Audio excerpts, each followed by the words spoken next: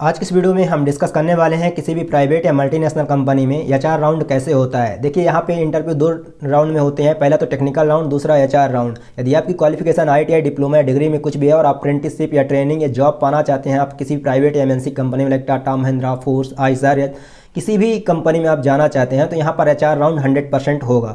HR mostly आप पे क्या ऑब्जर्व करता है, किन लड़कों को सिलेक्ट करता है और किन लड़कों के साथ आपका कंपटीशन होता है, और एचआर मोस्टली वो कौन से कॉमन क्वेश्चन है जिनमें हर लड़के से पूछता है। तो चलिए हम आपका टाइम वेस्ट नहीं करते हैं, बताते हैं। लेकिन सबसे पहले आप ये कुछ इमेज देख लीजिए, जैसे कि इस इमेज में कुछ लड़के इंटरव्यू के लिए आए हैं, ठीक है।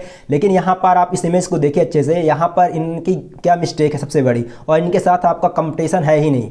लेकिन इधर ही आप एक दूसरी इमेज देखिए, यहाँ पर देखिए ये लड़के भी आए हैं जहां पर आपका इनके साथ मोस्टली कंपटीशन रहता है, जो कुछ इस तरह से आते हैं इंटरव्यू के लिए, ठीक है।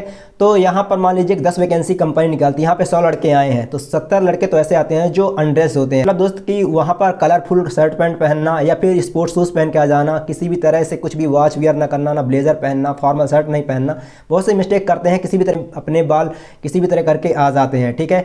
तो यहाँ पर ऐसे लड़के तो पहले से ही रिजेक्ट हैं, बस वो आए हैं, समझ लो उनके साथ कोई कंपटीशन नहीं है, फॉर्मेलिटी अदा करने के लिए आए हैं। ज़्यादातर लड़के ऐसे ही आते हैं, लेकिन जो 30% लड़के बचते हैं, मतलब 30 लड़के ऐसे बचे हैं जिनका सच में इंटरेस्ट है इस जॉब के लिए और ये वो इंटरव्यू के फॉर्म में ही आए हैं। जैसे कि इंटरव्यू के लिए आते हैं लड़के, लाइक यहाँ पे स्पोर्ट्स शूज़ ना पहनकर कि फॉर्मल शूज़ पहनना, फॉर्मल ड्रेस पहनना कॉलेज में जो पहनते हैं, या फिर आप फॉर्मल कोई कपड़े सिला कर रखे हो इंटरव्यू के लिए।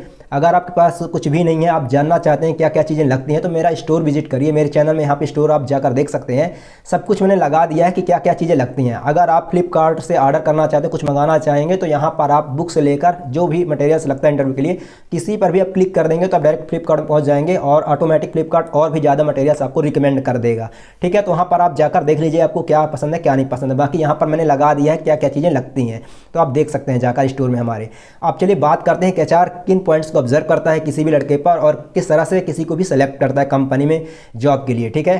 चाहे उसे अप्रेंटिसशिप देना हो, चाहे ट्रेनिंग देना हो, चाहे फिर उसे जॉब ही देना हो किसी को ऑन रोल बेस में, तो एचआर आप ये चीज़ ऑब्जर्व करता ही करता है और आपको इन बातों को ध्यान में रखना है। सबसे पहले तो आपका दोस्त बिहेवियर, वहाँ पे आपका बॉडी लैंग्वेज कैसा है, जब आप बात कर रहे होते हैं तो किस तरह से बात कर रहे हैं।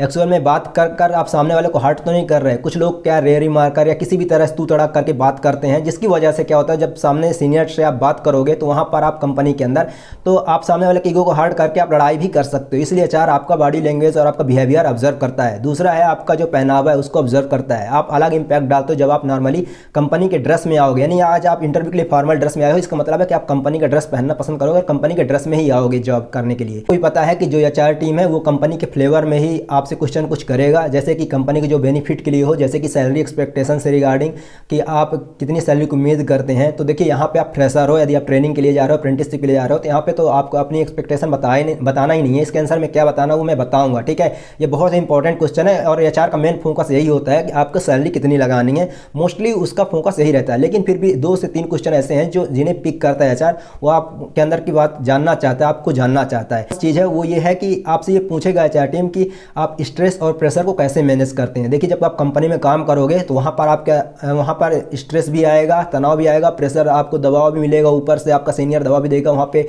टारगेट कंप्लीट करने के लिए। तो आप किस तरह से मैनेज करते हैं, इसका अपने अकॉर्डिंग आप गूगल में सर्च करिए और इसका आंसर निकाल के आप एक बेहतरीन आंसर तैयार करिए। दूसरा क्वेश्चन सबसे इंपॉर्टेंट क्वेश्चन, यदि ओवर टाइम की जरूरत होती है कंपनी को, आपको ओवर टाइम के लिए बुलाती है कंपनी जिस दिन जरूरत है, तो आप आएंगे या नहीं आएंगे। तो वहाँ पर बस ये देखना चाहता है कि आप क्या कंपनी को जब ज़रूरत होगी, अगर कंपनी को मान लीजिए मैन पावर कम है और ओवर टाइम आपको 4 घंटे एक्स्ट्रा रोकता है, 12 घंटे के लिए, 8 घंटे की शिफ्ट है और 12 घंटे के लिए रोकता है, तो क्या आप आओगे या नहीं आओगे। तो यहाँ पर दोस्त आपको हमेशा यस में ही आंसर करना है, ठीक है। और मैंने आपको सबसे मोस्ट कॉमन क्वेश्चन बताया कि सैलरी एक्सपेक्टेशन, जो एचआर जिसके लिए आपका जो यहाँ पे डिसाइड करता है, मोस्ट एचआर इसी के लिए होता है, सैलरी आपकी डिसाइड करने के लिए।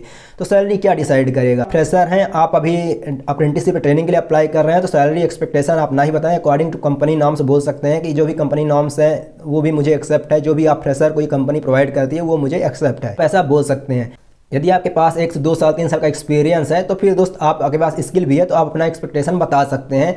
यहाँ पर कोई झिझकने वाली बात नहीं है। बस एचआर का मोस्टली मेन फोकस यही रहता है, सैलरी एक्सपेक्टेशन जानने के लिए और सैलरी डिसाइड करने के लिए। बाकी चीज़ें ये जानता है, स्ट्रेस मैनेज कैसे करेंगे, प्रेशर मैनेज कैसे करेंगे, या फिर ओवर टाइम के लिए आप आएंगे या नहीं आएंगे, है ना, सेफ्टी के लिए आप कितना अवेयर हैं, क्या सोचते हैं, ये सब कुछ एचआर जानना चाहता है। कहीं आप कुछ अंदर जाकर काम में कुछ आप गड़बड़ ना कर दो। इसकी वजह से एचआर सब कुछ जानना चाहता है।